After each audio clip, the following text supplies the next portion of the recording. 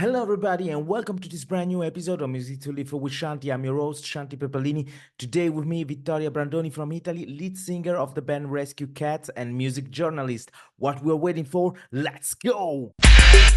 Why they check this out?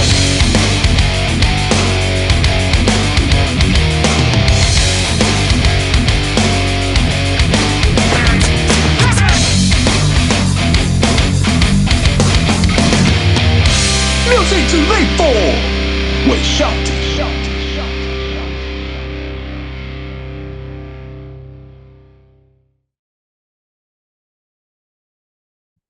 Hello, everybody, and welcome to this brand new episode of Music to Live for with Shanti.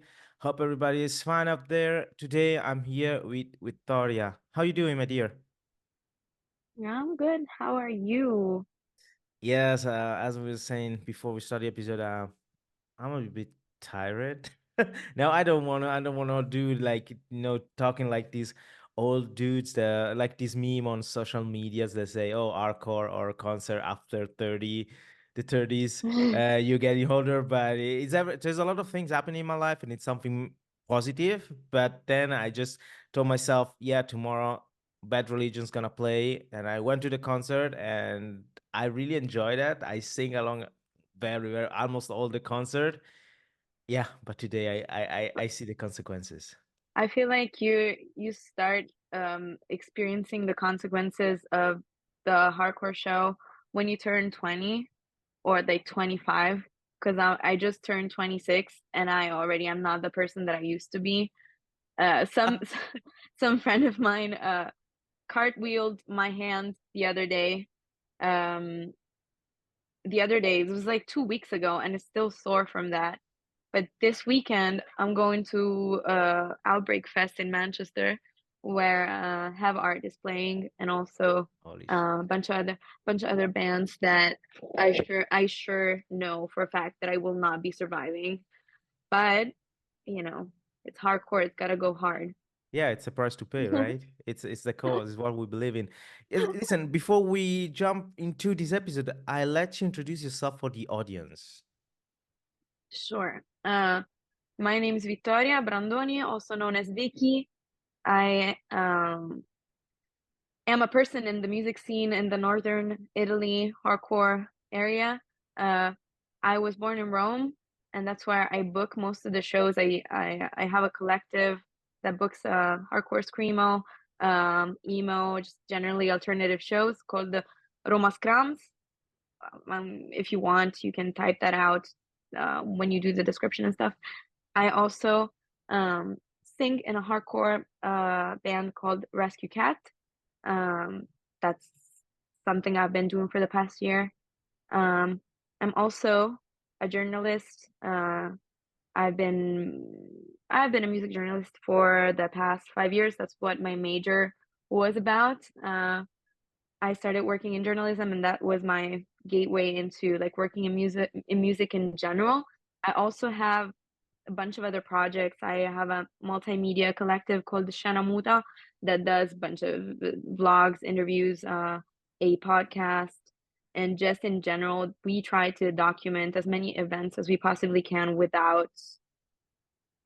I mean, we're trying to be as respectful as we can, but since we're covering a bunch of genres, the people that love hardcore are going to be like, this is fashion core. And then when we do the more mainstream stuff, people are gonna be like, what the fuck is this? But we're trying to keep it like as respectful as we can. At the end of the day, my goal with everything that I do in music is just I'm a first and foremost, I'm a journalist, and what I want to do is document and observe and write it down and have it as a forever memory for both me and whoever reads it. So um that's what I've been doing for the past 5 years. Now I'm currently in my hometown. I'm in Rome. uh I needed a break from whatever's happening up there, so so I'm with my parents at All home. right. Well, that's very interesting introduction. I'm very glad you accepted to talk to my podcast because I always like to share for those who are new on Music to Live for Shanti. The idea is really to have a normal dialogue between two people that share the interest or the work space in the music and arts. And through this change of opinions and experience, just give new input and motivation. Like many things I've learned in my profession came from this kind of experiences, like sharing opinion. And I know that out there's some colleagues that are very, very close, like they keep safe their own garden, like, oh, I got this job, I got this and that, and they don't like to share. This is something that I don't understand, because I really think that a healthy culture scene, but also a healthy music scene works because people communicate. And I think very interesting what you said about what you're doing through your podcasting, your writing, your blogging. Um, because I'm a huge fan on Metal Sucks. I think it's one of the I watch it daily, at least once or twice. I Google it when I don't know what to do. And I like the way they put, because I know there are a lot of they are sarcastic, and but at the Yeah, same time they try to bring the what you need to know about what's going on right now on this music scene. I And love that. I love that type of reporting. Also reminds me of um what Finn McKenty from the Punk Rock NBA used to do back in the day. He had like a yeah. very old forum called Stuff You Will Probably Hate. Hmm. Uh, I love that type of snarky kind of commentary because I feel like lots of publications and press and journalists in general tend to sugarcoat or just say everything is good. Oh yeah, Uh, right. Yeah. but then again, not necessarily everything is good. That's what I learned by writing a lot of articles, having to sugarcoat a lot because there were press deals and you had to be just as neutral as you possibly could. And then whenever I do like press or like uh reporting for myself, that's when I can be like 100% honest. Hmm. And I feel like honesty, as long as it's not like rude or just bashing somebody, uh out of nowhere, it's good and it should be, prevalent. I also really like metal sucks, to be honest. Yeah, but when somebody nowadays try to bring another alternative point of view on a specific situation, it seems that reaction of people on social media, I mean, this is the reality nowadays. Everybody are on social media, and it always seems like, oh, you're saying this or that, and so you have an agenda, and or like people don't really get what free speech really is. It doesn't mean that you can say literally everything you want, because there should be some filter from you as a human being. If say, I can say my opinion using these specific words, using this and that, without, okay, I'm against your opinion, but this doesn't mean that I need to offend you.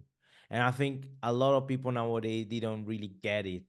I mean, it seems that the communication always seems like I poke you with something and see how you react, and not really, hey, I have this opinion. But and in the music scene, this is really, really, really actual. Like it's something that people take it really personally.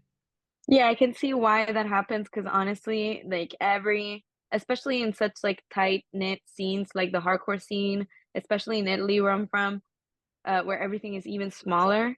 I get that every like circuit, every kind of system that's very insular also will, oppose a lot of resistance whenever something else comes to tries to come in. And so I get it that it's like sort of a self-preservation tactic. Whenever somebody new gets in, you get scrutinized. That's what obviously happened to me when I was like new and nobody knew me, and I was trying to be like, oh, I'm a journalist, and they were like, who the fuck are you? Who the fuck? Of course, they weren't like this rude, but I could tell. And whenever someone new comes along, I can tell that there's a lot of scrutiny. On the one hand, I can see why that happens, especially like it's a generational thing where the older people or like just people that have been there for a longer time, especially if it hasn't been that long, but just long enough for them to become judgmental, um, they will judge you if they can. Mhm. Um, and that's something I both experienced and I caught myself doing whenever a new person came along or just a new voice. Um, but that's something I been trying to avoid doing because is supposed to be like a non-judgmental space, and you should give freedom of at least explaining themselves to everybody before you make like a definitive judgment on them.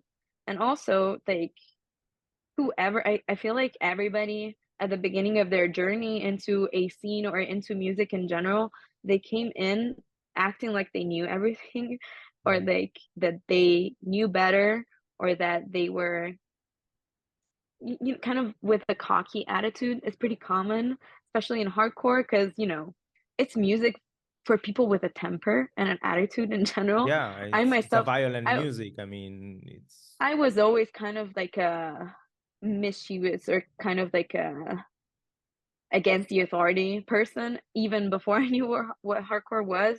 And I feel like that's something you have in you if you like this music, and so you're gonna come into a space being like, "Ah," and then like it's up to you whenever you step into somebody else's place. mm, um you gotta ask if you gotta take your shoes off. You gotta learn the rules of the house before you can start living in it.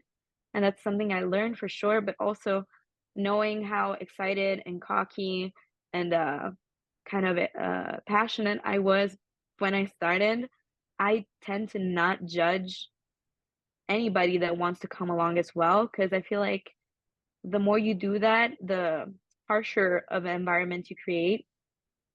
And I'm grateful that I met a lot of inspiring older figures that like were, on the one hand, they were like, nothing, mhm. girl, like just shut up. And on the other hand, they were super supportive. And I don't think I would ever have started doing music, or if it wasn't for my friend Betani from Rome. um, he was the one asking me to collaborate, to book shows in Rome. He was the first one believing in me and also teaching me a lot about like Mhm. underground screamo, 2000s metalcore stuff that I didn't know about because I wasn't old enough at the time. And so on the one hand, I praise the older. I suggest everybody listens and understands and takes from the older people in their scene, because of course it's not about nonismo, or like having to blindly follow whoever is the oldest, Yeah. but also um, it's a matter of respect for those who built the foundation for what you're seeing now. uh, Yes, that's the fact, respecting how things, I mean, know the history. Let's say that's how we got here. And of course, as you said, hardcore music, tough music, it's got this indole, it got this way to be.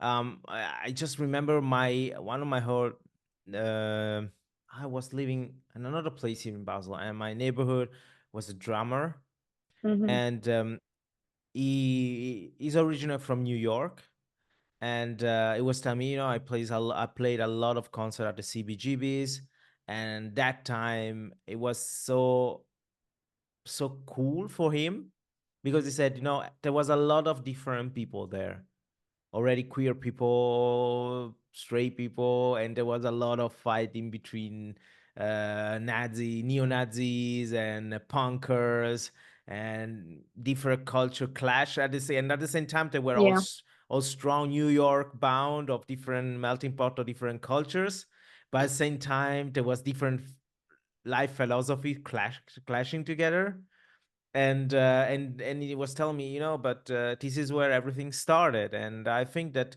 some people of the certain age think that the youngest generation pushing some ideas that are, I think, in the end are positive, but like they are trying really to avoid talking about what it was, or really, as we use the term nowadays, canceling, really avoiding really to accept that things grow and came from that specific mentality or scene and everything, and I get so confused to see many people online commenting when a band put out a rainbow flag on stage.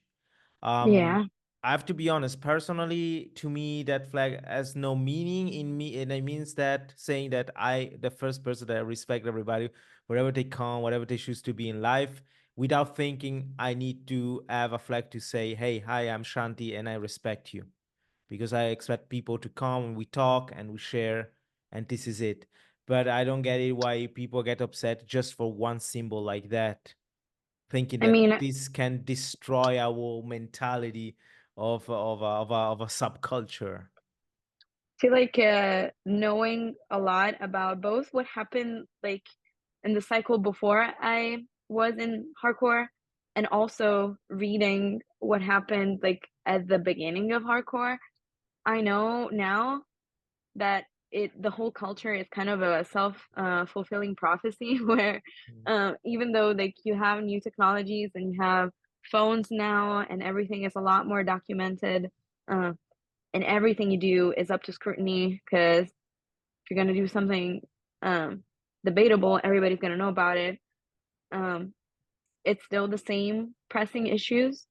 So in the 80s, it was like Black Flag is a threat to the nation because they're violent. Um, but also Black Flag are sellouts because Henry Rollins Mm. happened.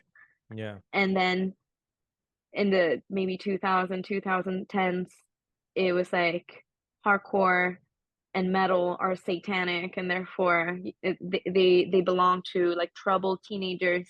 But also metalcore is, you know, for sellouts, and it sells a product and it doesn't mean anything anymore. Mm. So I'm seeing the same stuff like happening now, and I really don't know. I don't have the answer, and I'm not sure that at least in Italy we can solve any of this um, without a fight. I wish we could, because I'm very non-confrontational and I hate to argue, um, especially like over the internet. So when I see that there has been like internal turmoil, I really don't know how to act, especially because I feel like everything should be solved in between like individual parts. And as you Of said, course. um, you can just come by me and you'll find out, or whoever in the scene, and you'll find out that everybody's really accepting actually. um and if they weren't, I feel like it self-regulates itself a lot, because we, as I said before, it's a very tight knit where every threat is kind of not allowed. But then again, um I feel like another pressing issue is at the moment, um I am a firm believer of hardcore as political. So I do believe that if you're gonna have to specify it, it's weird. Like, I feel like everybody should specify it, but um, it's kind of implied in the music itself, like the act of performing DIY, the act of like rebelling against a certain way of performing music, or like um revolting against the status quo of pop and like charts and all of that. Whether you like it or not, you're being political and you're doing something political. Mhm. And that's something I found out uh, when I started playing, and a lot of people put a lot of responsibility on me as a girl to represent something, even though I wasn't really ready for it. um, Advocating for women in the scene is something that I always did. And then I played my very first show, and already like I received messages of people being disappointed because I was playing in a festival where there was somebody that did something. And somehow my first show with my first band, never have performed ever in my life. It was my fault, or like I should have done Mm. something. And that was like, I know that me being on stage is political. I know that whenever I give space in the journalism I've done to a person that's not a man who's white, I'm doing something to rebel against the status quo. But also, I wasn't ready to like be the symbol of something in that scene, because I it was already hard as it was like for me Mm. to be able to step on a stage, because I was already like, what if I suck? Like that's something everybody goes through when they play Of course, of their first show, course. I think. No, no, that's not natural. And of course, also, uh, I think that it's so difficult because sometimes you should be there just to play your music, having fun, and also to give a good moment to the audience that is there, that not necessarily maybe will support some situation, or it's a little bit like this topic about uh, make a difference in between the artist and the art in some ways, you know, like, okay, you are able to be in a band and play and sing whatever, and then of course you're looking for a lot of opportunity to be on stage because it's funny, because it's a good training for you and your bands. And but if we expect that all the bands will play on a festival where there is no this or that band or this specific festival for this and that, like, it happens that the range gonna shrink so extremely. And uh I think that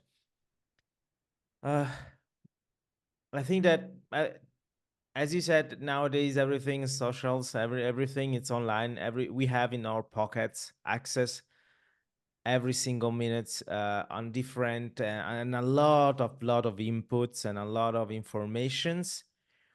And but in the end, it seems that people don't want to decide for themselves. Like, I want to see this or I want to do that, and beside it, start looking, hey, what gonna think, what people's gonna think if I'm will be at that show.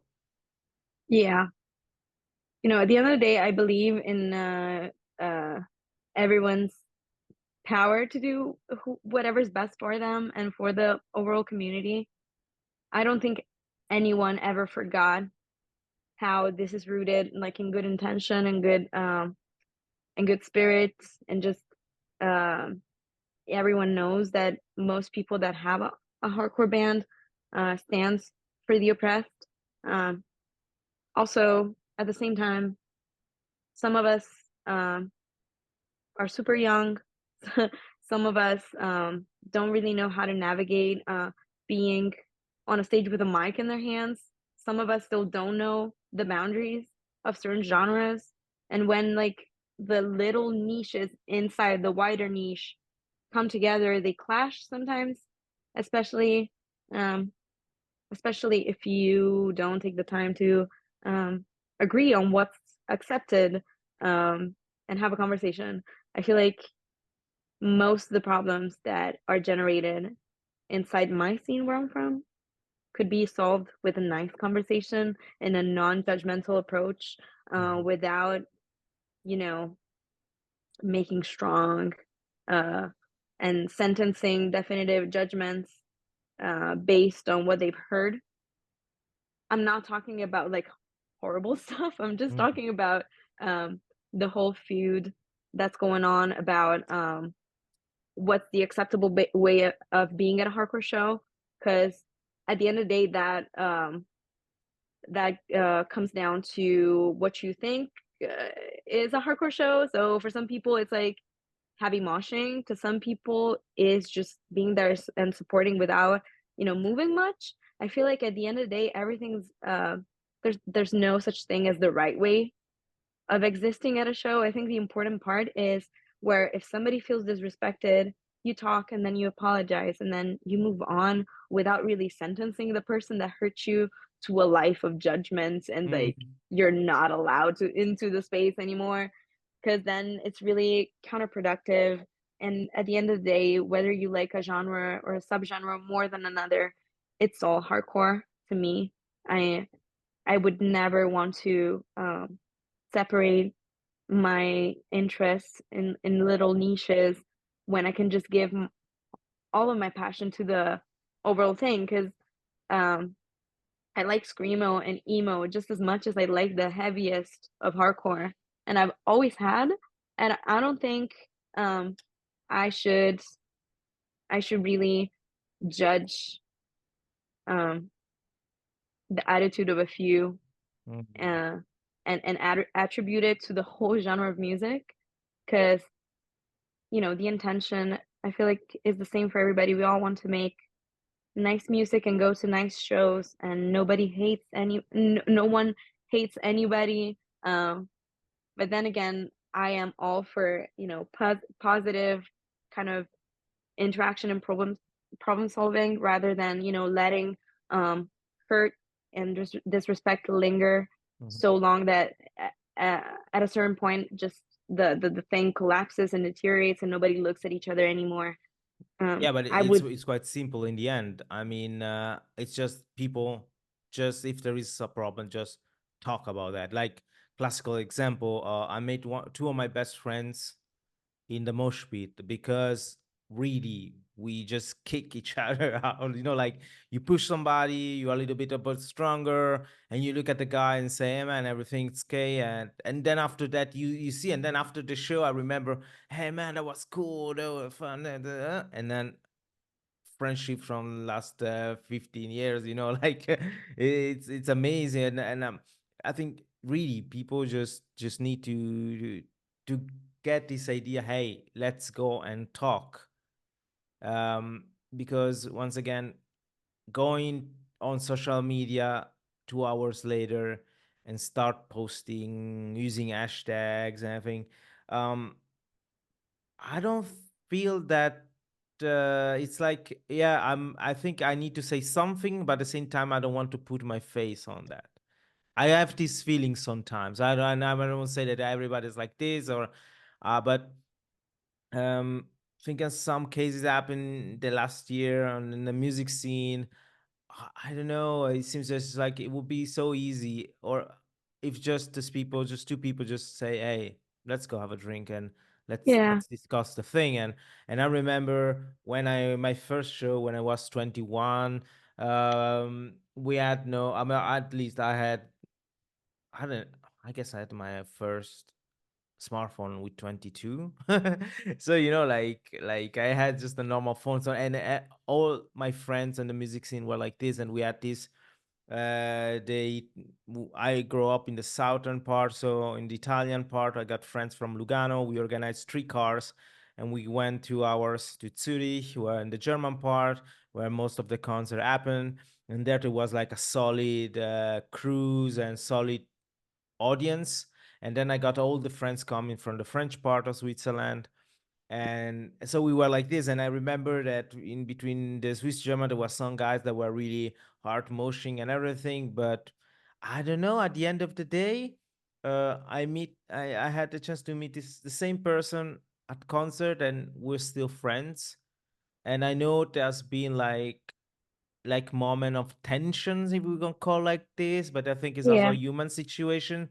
yeah, I remember some friends being vegan straight edge, and then with the time changing their mind and choosing new path. And I met this guy in a store, and he said, "Hey Shanti, how you doing? Are you still edge? You still doing concert? Yeah, man, it's amazing. It's nice to see you." I say, "Man, but I need to tell you, I'm not straight edge anymore." And I said, in the end, I don't care. I mean, a part of me say, yeah, I'm sad because we are very also it's a strategy is something that brings people together. I can't deny that, yeah, and it is also very in a positive way. But I told him, man, I don't care because we were first of all friends. We were sharing the same passion, the same music, and everything. And those are people that I still talk to nowadays. But I don't want finished, like being, I don't know, yeah, being canceled or like just being forgotten by other people because I said something once, or because I was on a concert and I pushed somebody a little bit harder, and I think that this is interesting because we can connect this topic with when we said learning a little bit what's the history of a scene of a specific subgenre.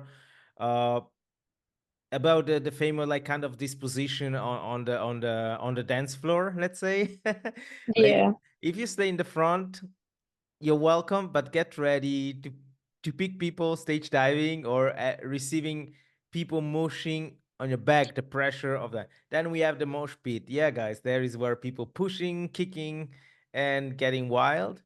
And if you have a beer or a drink, please just stay in the back. I don't want your fucking drink in my ears. And yesterday I was kind of pissed off because there was a person that was in the, I would say, quite in the mosh pit. And in the mosh pit, it was a pogo. It was Bad Religion concert. It was more punk pogos, but she was there with a glass, not a plastic one, glass, and that could be very, very dangerous. Yeah, And people absolutely. seems not to think of things like that. And it's just that there are simple rules, like walking on the street. There is a I reason why you understand, yeah. don't walk in the middle of the road with the traffic, you know? You can. You can. Nobody say you can, but Just don't be surprised if then something happens, obviously. But yeah. I understand everyone's pretty much point of view in the sense that in mixed bills, and in shows where hardcore is not the only genre that's being played, or mosh music. I understand that some people don't want to participate in mosh culture. There are ways to avoid it. Um, I also believe in the mosher's ability to understand that it's the appropriate time to mosh or not. Mm, Because I know for a fact that when you like, if you do a cartwheel on somebody's face during a set where people don't really expect that, it's kind of your fault and you're kind of the asshole.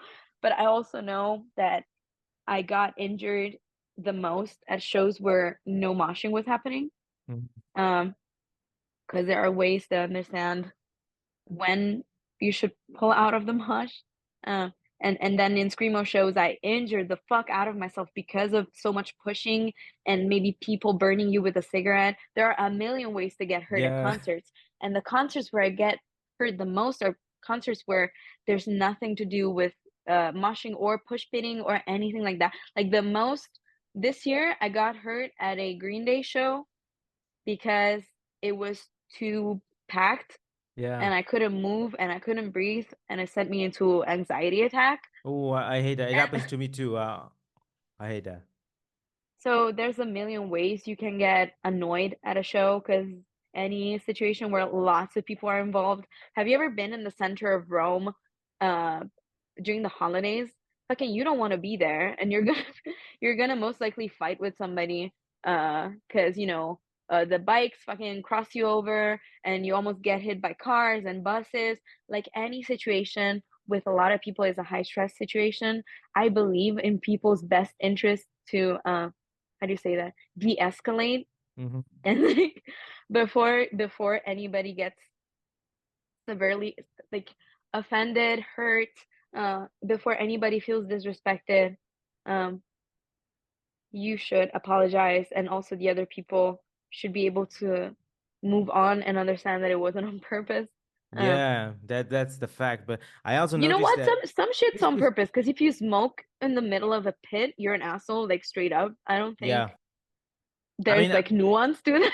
yeah, I personally am one of the first one who gonna push these people on the side. And then when I say push, I don't say that I'm gonna go like straight punch in the face, but like I'm the kind of person that when when the band start the riff where you're gonna be the breakdown like this, and you say, oh, but I'm the kind of guy who run left to right, Yeah, opening. I yeah. love doing that, like. You But love I side to I side. do this, but like I not really try to hurt the person, but of course I put some pressure on what I'm doing, and it's part of the game in some ways. But I noticed that also mushing is starting being something also in other genre of music, like you see all these trap rappers and I everything saw that. doing a lot of stage diving, a lot of pushing, and Lots some of video walls of death. yeah, but it was scary because in some of these events that people are not expecting this kind of. Also, I don't know if always safety rules in the US, but it seems that the places were so packed that I can understand that can be really, really dangerous in Yeah. some ways. But yeah, and it's interesting to see how like a genre mix and the cultures and everything. But I'm I really. think Please, sorry, I didn't. no worries. I think a lot of it also the new wave of moshers and the new conversation, which is more or less always the same.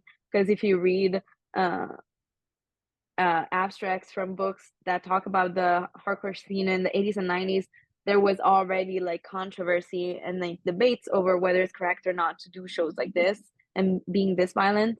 It's up to debate still, but a lot of it comes to also social media because there was a lot of um spec spectacle around moshing ever since a few like popular pages came about. So Hate Six was the first one to document what goes on in hardcore Mhm. shows that most like if it wasn't for Hate Six, nobody would probably like nobody would be exposed to that one Harm's Way video where he's two-stepping and everybody's like, what the fuck is this guy doing?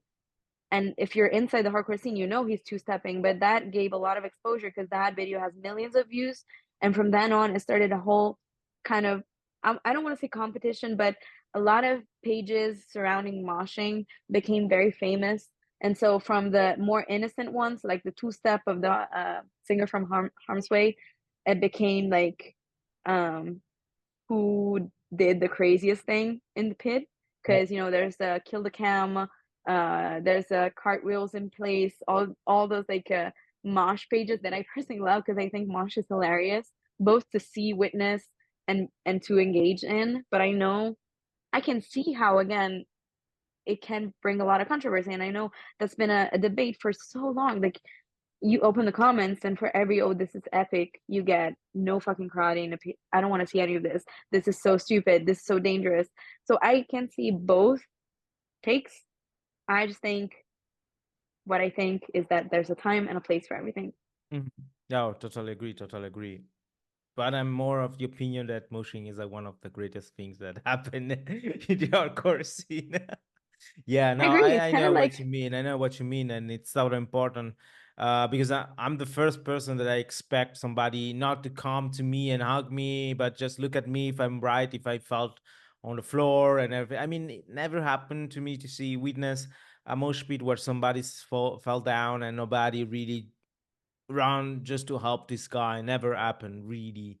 So I think that in some ways is always kind of a mix of feelings of the people who write the articles or write the posts like, oh, that was scary, or yeah, that's violence, that's machos, that's things. But I got also I know many women's that are really art moshers, very yeah, very same, hardcore. So absolutely. like is it's kind of reductive, then close everything in small circles and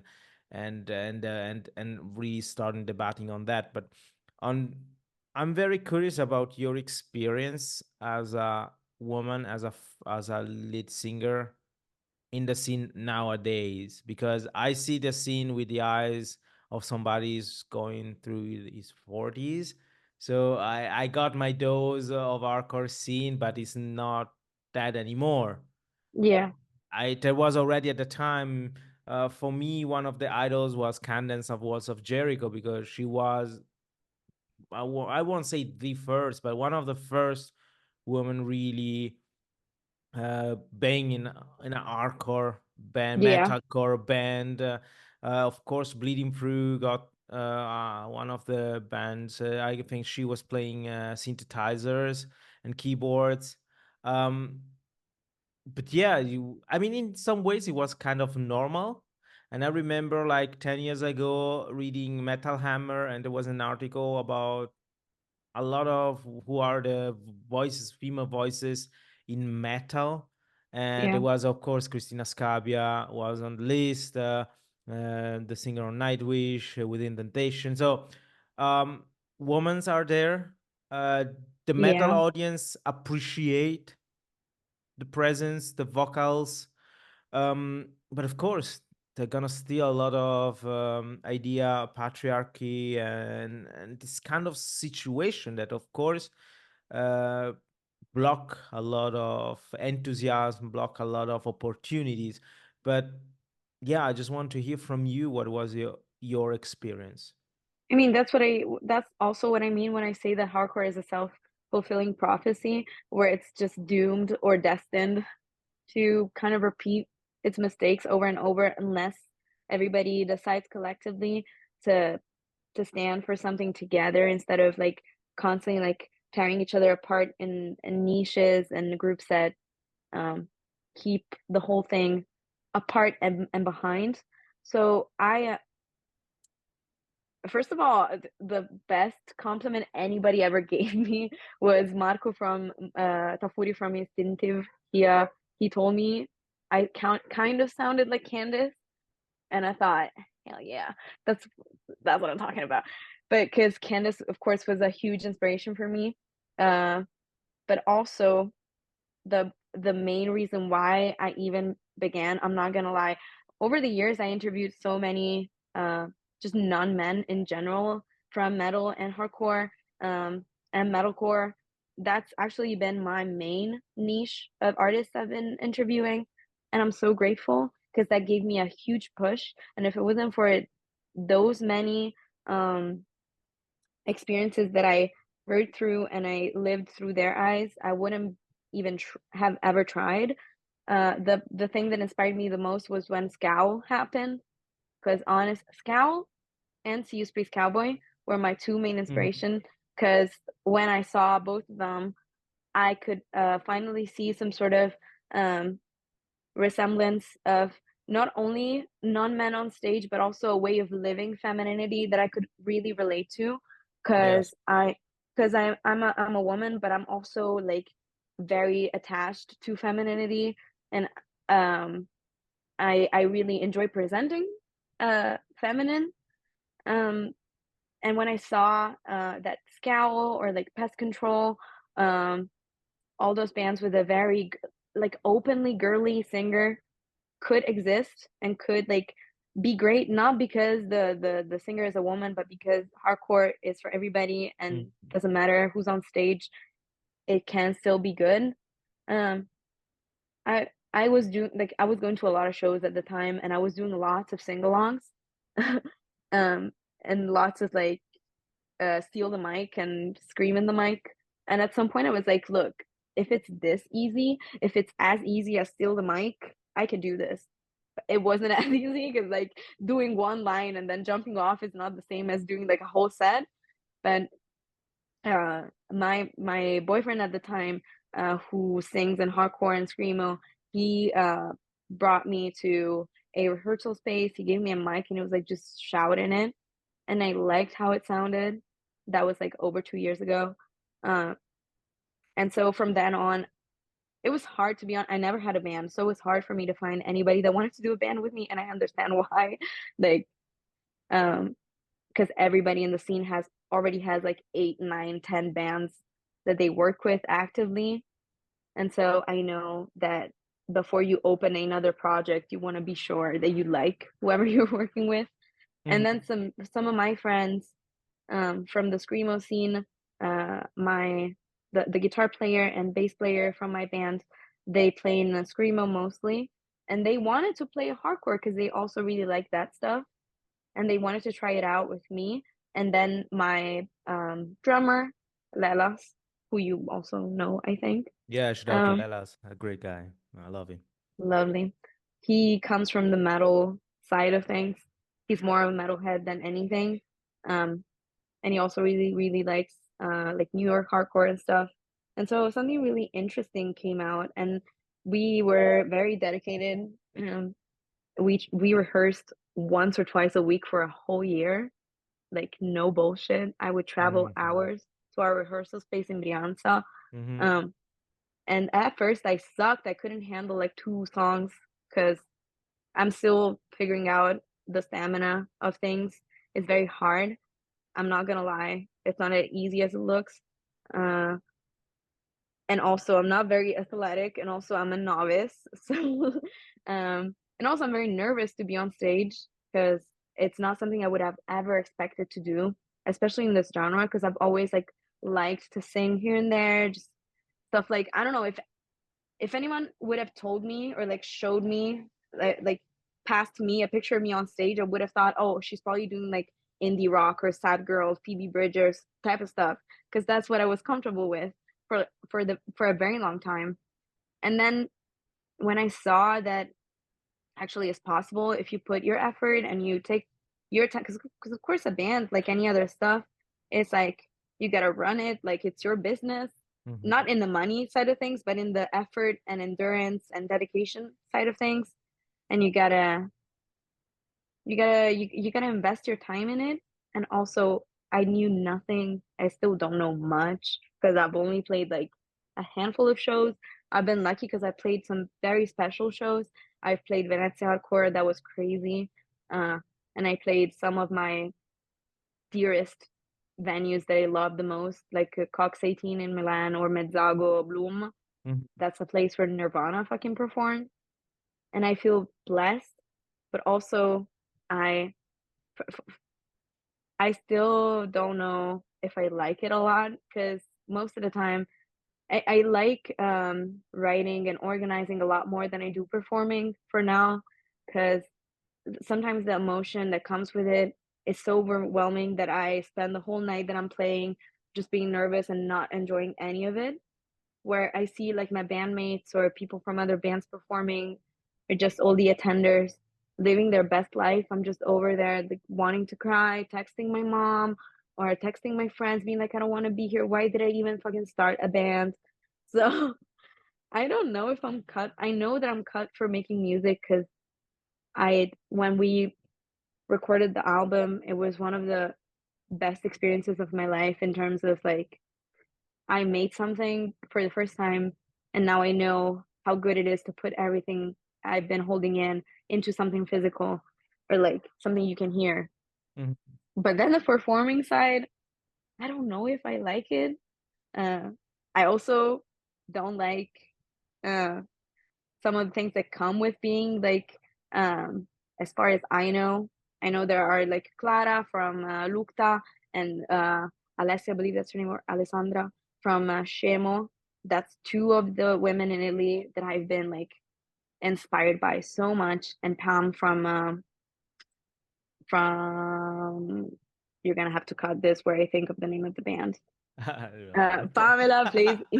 I got the same problem. I got the same problem. I mean, you need to check on my episode. It's crazy. Sometimes I just need to say to my guest last time, hey, wait a minute, I need to check because it was on a very, very, I would say famous straight edge hardcore band. And I knew the name, but I need to check on my phone and say, no, that's more real, because I just know it's just few people that remember everything. But so you have a It's lot of cold. It's cold. you have a lot of it's so amazing that the Reese this inner scene, like you as a woman, you have a lot of uh support and other women that inspires you. So Every day, as every day. I every wouldn't have day. done it. I wouldn't have never have ever thought in a million years that women could do it until I saw Connie or Kat or my friends from Italy, like Clara, uh, doing it. Because I always thought that takes male muscle, like male lungs, to put out I that mean, sound. for a biological way of thinking, let's say almost. But then Or again, a it's not true stamina or something. No, of course not, because we because have the example of nothing what. trumps the rage and the stubbornness of a woman Hmm. in my case. So, but then again, the punishers that come with being a girl on stage are is something I don't know how to deal with, to be honest, because there has been like some of the okay, here's what I hate the most, and I think this should be a topic of conversation. Uh, I'm not sure I'm entirely all for women's night type shows, like shows that are like only female fronted or only bands that have women or non-men in it, because the gimmick effect is real. And whenever there's kind of that thing implied, um, I feel kind of spectacled and objectified even more, even though like it comes in good, like how do you say that? The intentions are good, Hmm. but then again, you go there and there's a lot of dudes expecting to see women on stage. So they pull out their phones, and I had like some dudes like film the entire thing, only like filming me super up close and not anybody else from the band. Where they were like sending to me and they were like, oh, here's the video from the other night. And they sent to me and it's all me like super up front and I'm wearing a skirt and they're like fucking in there. And I'm Hmm. not sure that I really like that or that I really like how maybe it's normal. Maybe I'm just, I don't know. I don't want to gaslight myself, but when I'm like at merch and people like beg for a hug, I don't really like that either. I think that's a bit too much for me. But then Mm-hmm. again, like I know I hate the idea of women in the scene being a novelty. It's something that I never saw as a thing because I don't really put much distinction in who's on stage at that moment. Um, if anything, I like something more or less depending on if the music is good or not. Mm-hmm. Um, so I'm not sure if I'm all for female fronted night or novelty night. Um, but that's more or less the only issue I I faced, which is not really issue, is more of something I feel. I also have had lots of like young teenage girls coming to the shows and saying, "How do you do this? How did you start? How was it?" I was never an example for anything in my life. Like I I never was in the position where I could give out instructions on anything. Mm-hmm. So that feels very humbling and at the same time it's it's super nice.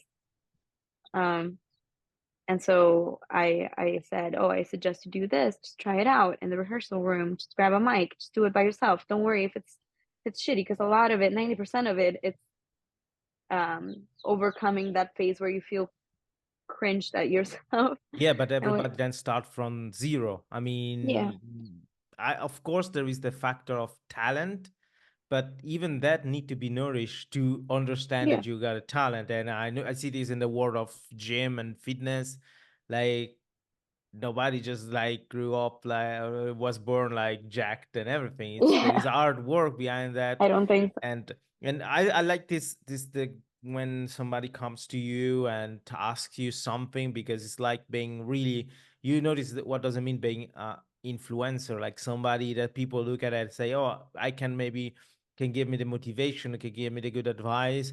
But the fact that they come in person, that's I think is one of the most satisfying things, That's what you were because saying with you are people sharing. people in music wanting to gatekeep information as much as they can in order not to give out secrets. What that's something you said at the beginning, Yes. how people don't want to really explain how they did it. I want to explain how I did it because also it's boring when you play a festival and you're with all these dudes and you don't have anybody like to even share experiences with or like uh I want to be able to be there in the scene where a time comes, and I'm sure it will, if we're all like agreeing to it, um, and allowing it to happen, where more girls start bands, um, and I want to get to know how it is to. I'm shooting high here, but like I want to know how it is when a bill has like 50-50 or almost, because I don't want to feel like the odd man out every single time. Also, I also want to be an example not for women but in general Mm-hmm, of for course. being like 26 and starting something from scratch because I feel like everybody in hardcore has been doing it since they were 12, 11, 10, No, this is 9. just a feeling. This is just a feeling. I remember being one of the first, going discovering with friends bands, and somebody say, "Yeah, it was a." I remember it was the time when the album Perseverance of Eight Rings came out, and everybody said, "Hey, Jimmy Just is so young," and yeah, he was young, but I mean, yes, I mean it depends, I think, but it's not that there is like the right time. Like if I take as an example Bad Religion yesterday, you see it have a certain age on stage, but they Yeah. still have this passion. They have there because they like it, that they believe in that, and I think this is the most crucial thing, and I had a lot it of FOMO when people were like, "Yeah, I've been playing the drums since I was 3." I don't. I This doesn't mean nothing in the end. I think because uh, once again, you can feel it when somebody really have this. I call it passion, the dedication. Like just you can have different technique. For example, taking the example of playing drums, drumming with somebody is really talented doing blast beat. Other thing, other are more technical and like all this mathematical stuff with the rhythm, yeah, polyrhythm, and everything. And the other one, like myself, is the kind of drummer who always plays punk rock. But I had a lot of people at the time when I was playing coming to me and say, "Hey, I really love your energy on the drum set." So, and this was the most effective compliment you can receive. It's not about your technique or the way you do this. Of course, this come as many things I've learned. I didn't learn watching YouTube because I at the time I didn't watch so much YouTube as nowadays or other things. I just learned playing. I was playing, and even for you, maybe in 1 year, if you were gonna still sing in that band, you will recognize the path you're doing. Like this famous trust the process is how everything is a learn and learn. I also been a lot nervous when I have to go on stage, and now in my line of duty, I need some time go on stage and moving like a concert piano in front of the stage and prepare everything while all the audience is sitting and looking at you. I mean, Yeah, you think that people are looking at you, but in the end, they're not just really. talking. They don't really care. But this is the end. A couple of years ago, I was also very, very nervous. Now I just take a deep breath and I go. I just do because I know this is something that I do with passion. I like it. I know now. I know the routine also. So everything just really comes up. But as I said, I grew up in the South, so my culture is Italian, not just the language. The difference on the passport because it's Swiss first. Yeah, But um, I don't know. Don't you ever had these feelings that how men treats women in the music business is also? I mean, and now I was talking about north of Italy, but you come from Rome, so we can expand, let's say, on it in Italy. It's also the way the society has always been built about how men look at women, but also other women look at women because sometimes there's some kind of acceptance, some dynamics, and uh, I don't know. yeah, It's just like as you said, people willing to come and I would say sometimes maybe if they ask if they can help you, it's because they're this kind of people that like the contact and not our meaning or bad things in in the back of the minds, but.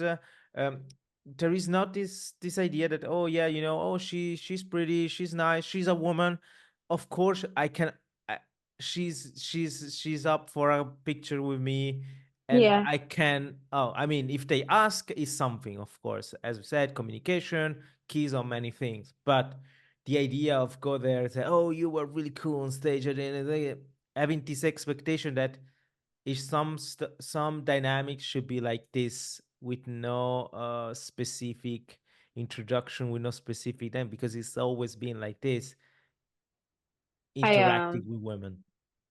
I just wish um I mean hardcore in Italy, uh just like most music-based cultures in Italy, is male dominated.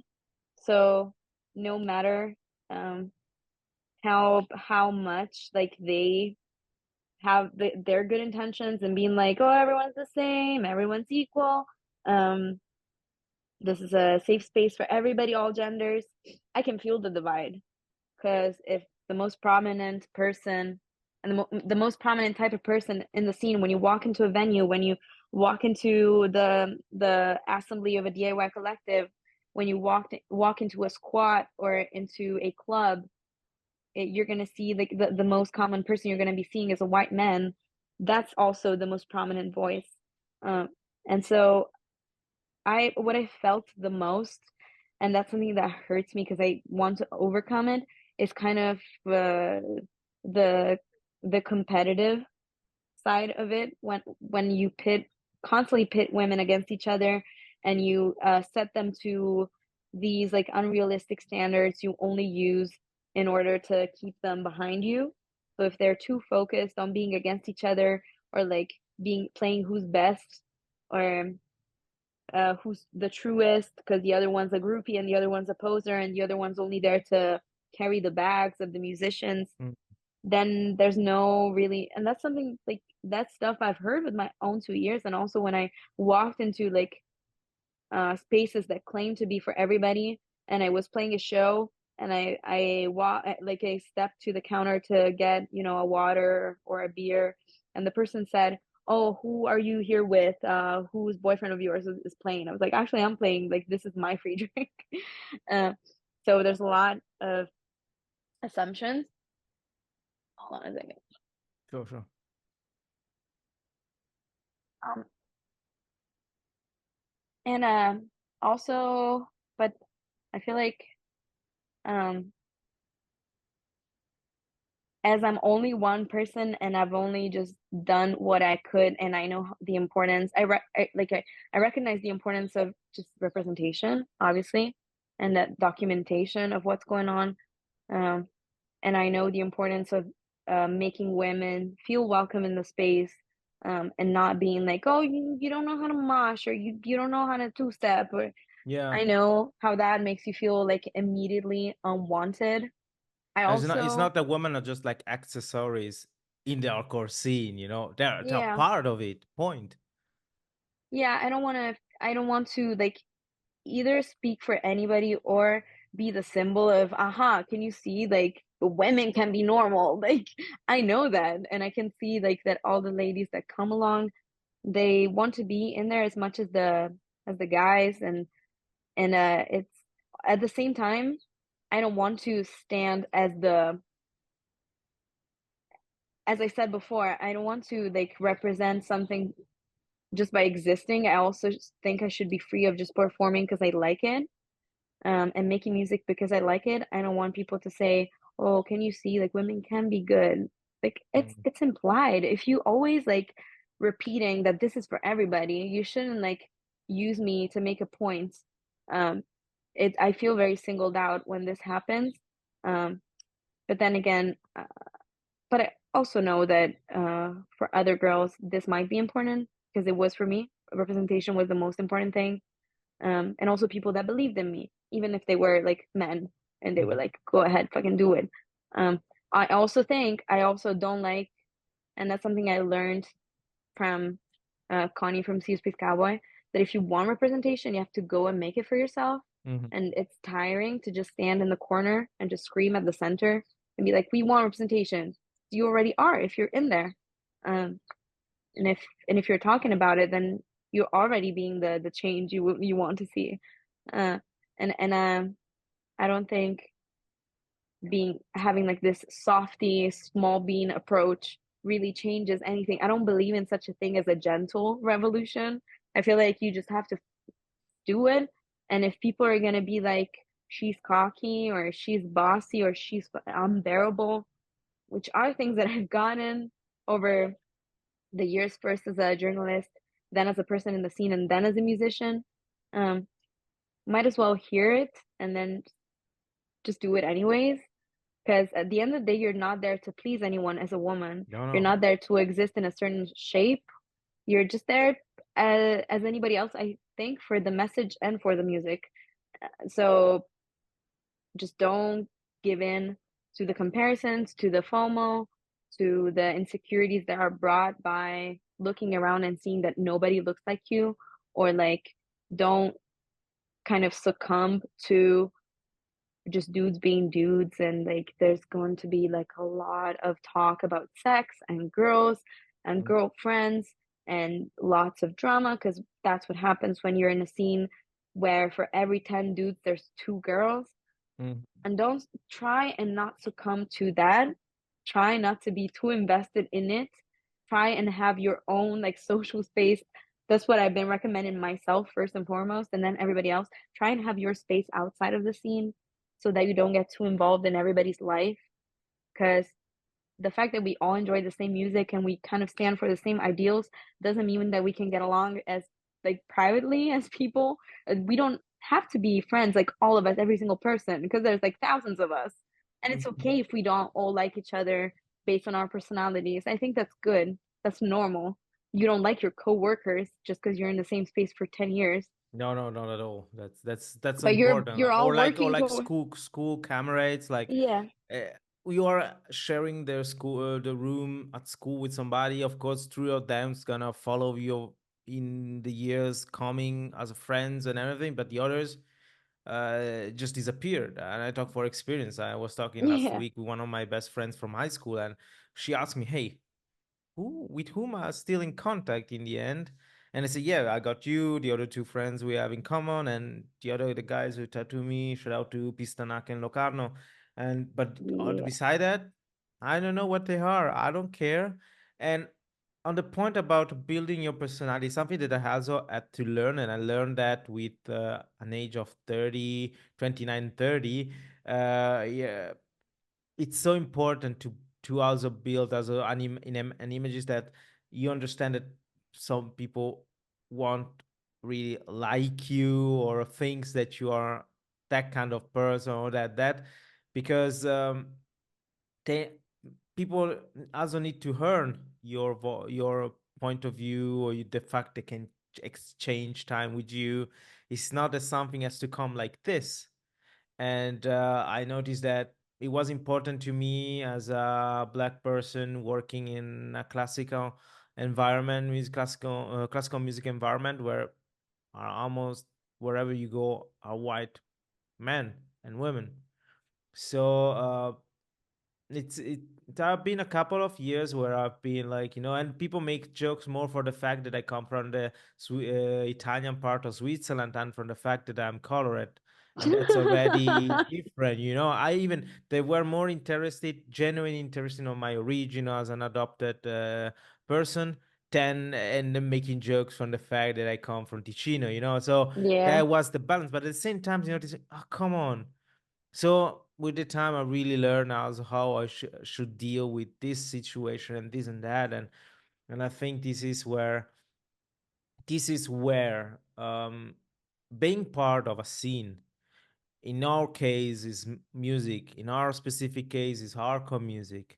Is the experience you do through these walls with those people makes you really is one of these paths that makes you grow as a person, and Yeah. and what you learn there then can be used also in other circumstances, in other situations.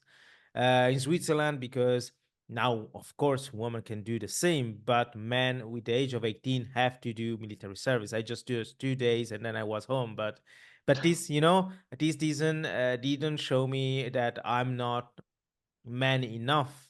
But I brought out this example because for us, you grow up like a young man here and say, when you're 18, you're gonna have this chance, to be a man, Yeah. to make the step forward, like, and then and of course now that's more ironical because most of my friends that I did military service, they are the first say, we really understood life after that, or like this. But this is an example how society built some kind of situation where you think, okay, in that specific moment will be the moment where I gonna do take the leap. But then you realize that, of course, no. But I've learned doing this job for 2 years or 2 months.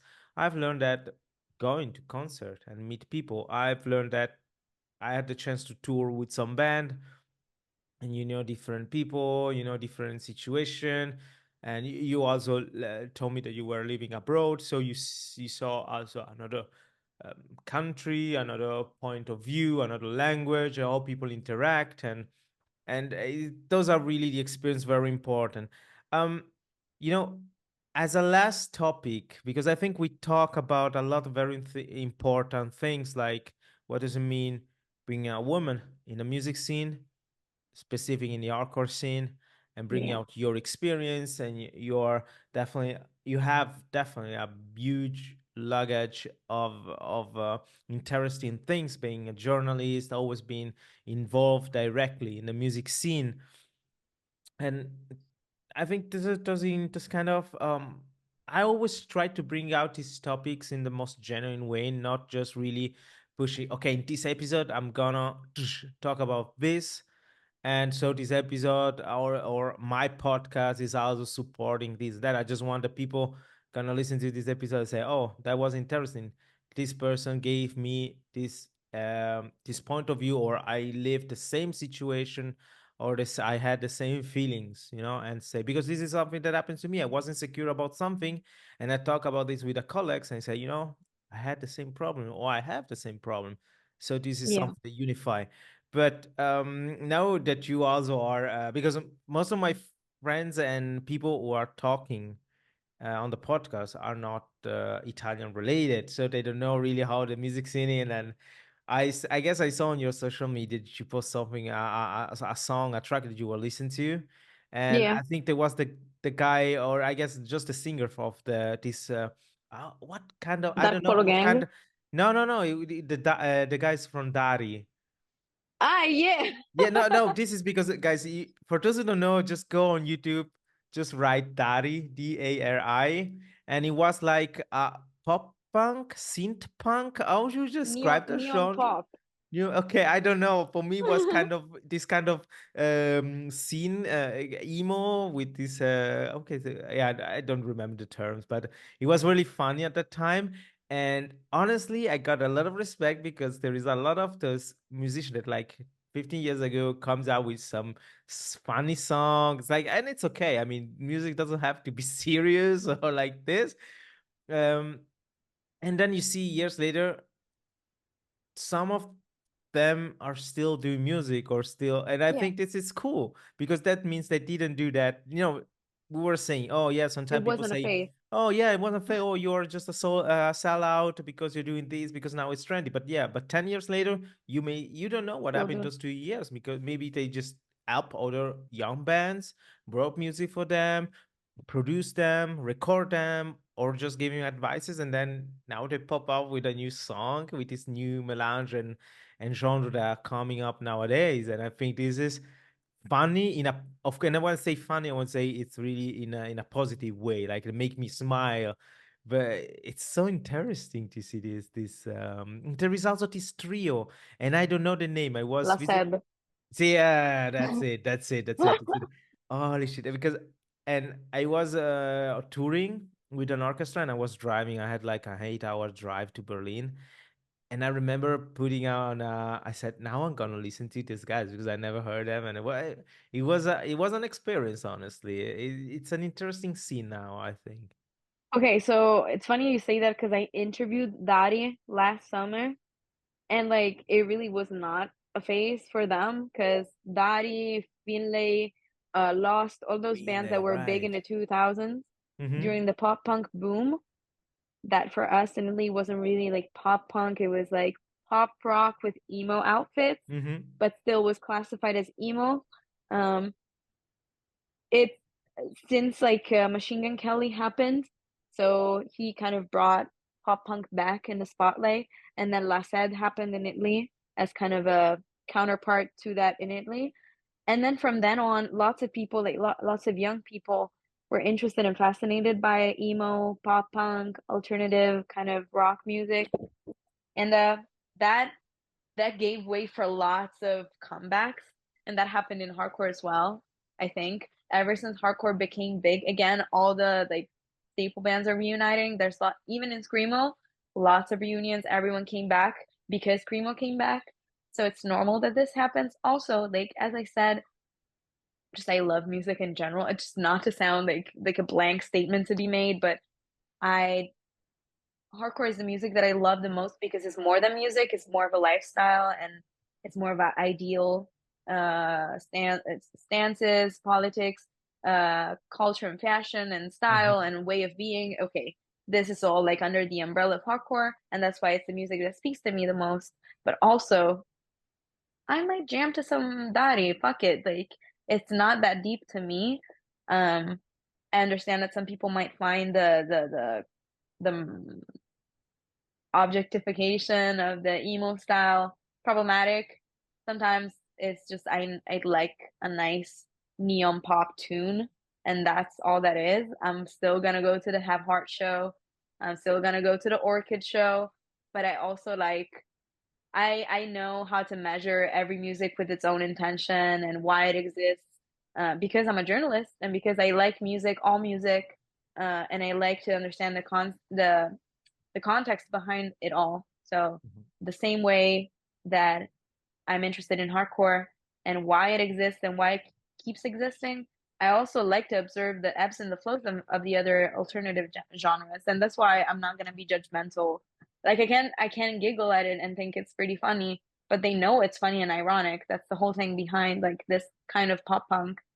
It's very like self-aware. I think La Mm-hmm. said totally self-aware. Machine Gun Kelly, I think so too. Like it's provocative to do pop punk with autotune. You might think it's shitty, but it did what it had to I mean, do. Like it I was grew up with Believe of Cher. Do Yeah. you believe? Or write to tunes like this. I mean, nothing against it, and I also thought that Machine Gun Kelly was definitely better as a pop punk singer than what it was a rapper, so-called rapper. I know. So kudos, like, and um, it's like this being an artist. Just try something new. This and people are wild nowadays because of social media, but this shouldn't. Um, Influence artists to try something. This is the key of many revolutions. This is the key of find your own way, because maybe you don't like people don't like it, but with the time you just realize, "Oh, okay, that's the sound I want for my project, for my identity." And as an artist, it's one of the most important things. Show that you can try, show that you are willing to expose yourself. And being on stage to me always been one of the most amazing sensations, but not because of egocentric, being on stage, but it's just the fact that you are there is a special one. Even if I work as a backliner, I remember being in Paris at I don't know, was that Zenith or which one other location, but it was a huge one. I mean, and when we went there, we load out the bus and the van and everything. You wake First of all, you wake up in the tour bus and you are in the middle of Paris. That's the was the, one of the coolest things. And you Crazy. just go out. I mean, I knew the city. I have a lot of friends there. I go there quite regularly, and so you know the place. But the fact that you're right there, you're in front of concert hall, and you get in, you help your friends bring the material, you do meeting with the local team crew and explain and everything. I got the plus that I can speak good French, so everything just went fine. How And then many languages do you speak? I guess six, something like Oh this. my God. Yeah, it's What? just kind of a passion for me, and I love it, and it helps me a lot in my work. Yeah, I It bet. facilitates things, and then people start coming in the afternoon, and wow, I was sitting, just keeping my with the guitar rack and where I could repair the guitar, something happened, and and of and it was such a feeling. You feel the audience, the energy. I got my in ears, and I for one moment I just gave one out, and I could hear the people singing almost louder than the music on stage. Just it's a mix of sensation and feelings. And I have the same feelings when I'm in the crowd, when I'm part of this, like you hear a song that you love, that you can hear every time you want on Spotify, but in that specific moment that band is in front of you and they play that for you. And this is also, I think, why also people love going to concert. And of course, now we are Sure. talking, me and you, that we are people working in this business. But I worked for 30 Second to Mars when they came to Zurich 3 weeks ago, and one of my tasks was working for the people who bought the ticket for the meet and greets. That they Mm-hmm. have like a special also getting on Yeah. stage and everything. And my colleague, she asked me, "Hey, I need just to check some. Can you just interact a little bit with these people? Because we need." I said, "Okay." I say, "Hey With the guys, people from the meet and greet, yes." the 30 Seconds to Mars Yeah, fans, because they, we were waiting for Jared Leto coming in, and so I was just there like, "Hey guys, how you doing?" And they start asking, "Oh yeah, we're not the first time. Oh, I met already these two other girls because we already did three concerts. They just peeped up people that they are not musicians." And this is also important. Music is there to be enjoyed, and nobody need to be an expert. Nobody to be a virtuoso player and everything. Music is there for everybody.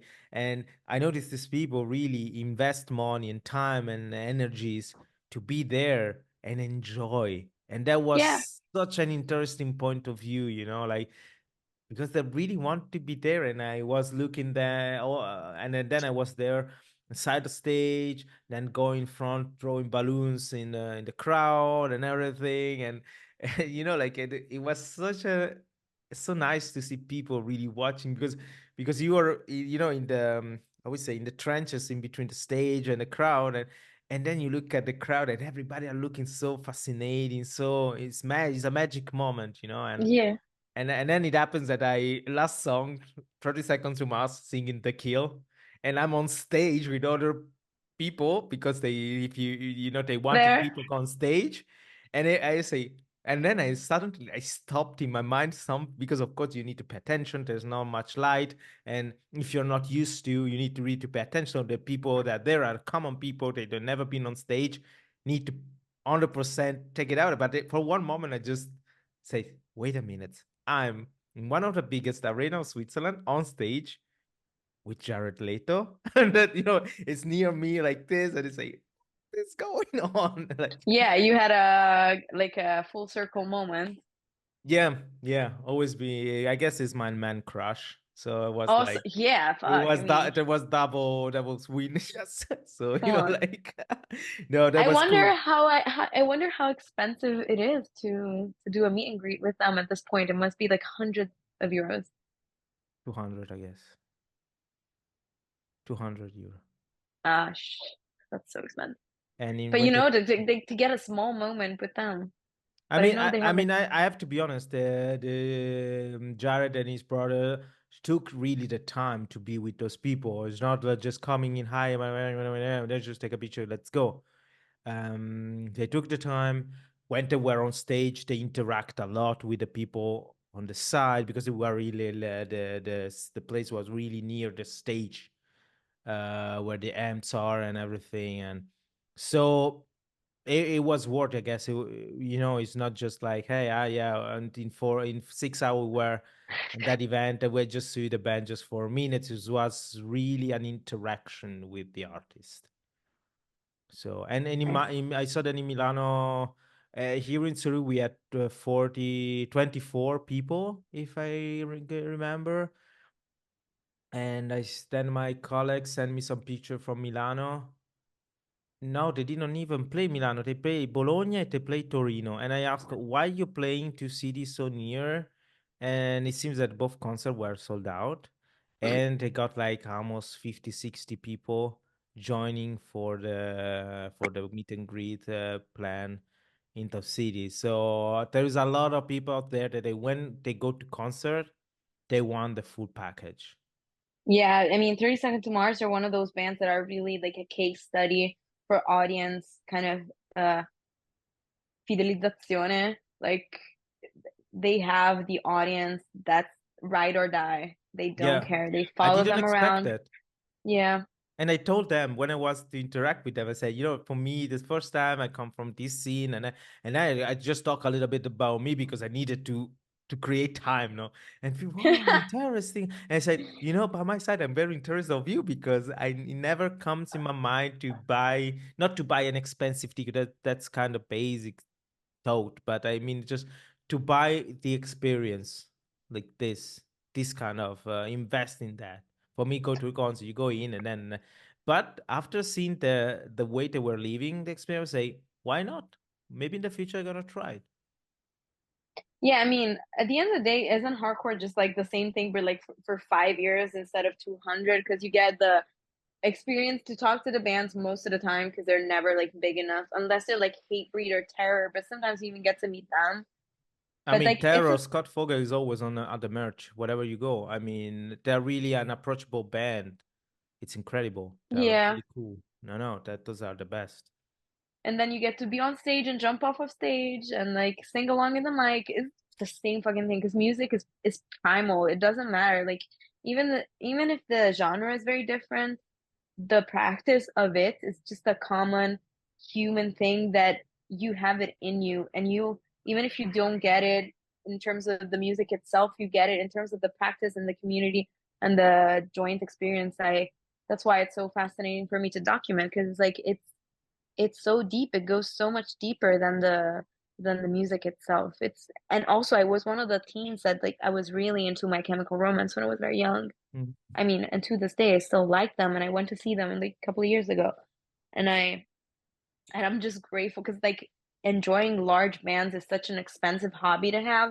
I'm just so grateful that I dug deeper, and now like in order to enjoy a show, I can just go and spend €5 and get a beer and see a crazy show that I really love with bands that I love, and I get to talk to them and buy the merch and go home without like having to travel like 8 hours Yeah. and I'm so grateful to be in Milan for that. Like, I never take that for granted. Amazing, amazing. Vittoria, thank you very much for your time. For me, it's been really a very interesting experience to share your. I had a lot of questions, I had a lot of ideas even before we start to record, but the dialogue we had was very interesting. It was very, as I said, it was very interesting the approach of a woman in the hardcore scene, the music scene, but also the fact we could share also these last thoughts and impression about music, what's going on nowadays and how we are living the scene. Because for me, uh, music scene is everything. For me, this is one of the reasons why straight edge still something extra for me, not just for my healthy mental and physical, but really just because it belongs to the music, it belongs to where I grew in the uh, in the um, in the scene and in this special place that it's the music and whatever come with it. Um, this episode is gonna be on YouTube and on Spotify and Apple Podcasts for sure, and I guess Deezer also. I say guess because I guess Deezer maybe they're gonna close it. I didn't understood. I received a mail last day, but whoever's listened to this episode, of course, you can find online on every platforms. In the description of the episode, of course, is going to be all the information about your band and maybe also some articles you wrote or other Absolutely. podcasts you did, where everything. If you have any question, you can contact the podcast directly. And thank you very much for this talk. It was very, very funny. Thank you. Thank you. This was my very first interview. Hope it went well for you. It surely went well for me. I mean, this is the first interview as the interviewed person, not the interviewee. So Oh, thank that. you. Oh, does that? It was my pleasure. It's an honor. Thank you very much for trust music to live for with Shanti, and I wish you the best.